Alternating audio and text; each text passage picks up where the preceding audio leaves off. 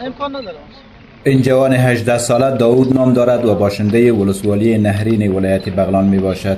او که کارمند ریاست امنیت ملی بغلان است میگوید چند روز قبل همراه با یکی از همکارانش حین اجرای وظایف محرم در ولسوالی اشکمش تخار اسیر طالبان شدند و اینکه فهمیدند اعدام می شوند چند تن از طالبان را کشتند و خودشان فرار کردند.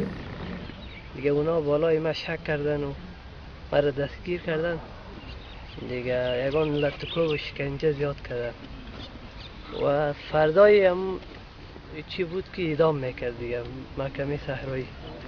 همون شب یک تفنگ اونا به دست ما غلطید، پس پنج اونا را هم از بین بردیم و سلاحش هم گرفته آوردیم. داوود به روز چهارشنبه در یک کنفرانس خبری در صحن ریاست امنیت ملی بغلان گفت طالبان کشته شده افراد مهمی بودند که وظیفه انتقال آنها به ولسوالی چهاردره کندوز برای اجرای حکم اعدام را داشتند. قماندان نظامیشان بود، رئیس استخباراتشان بود، دیگه مکمل قمانداناشان بود، یک کلاناش یک مهمانخانه بود.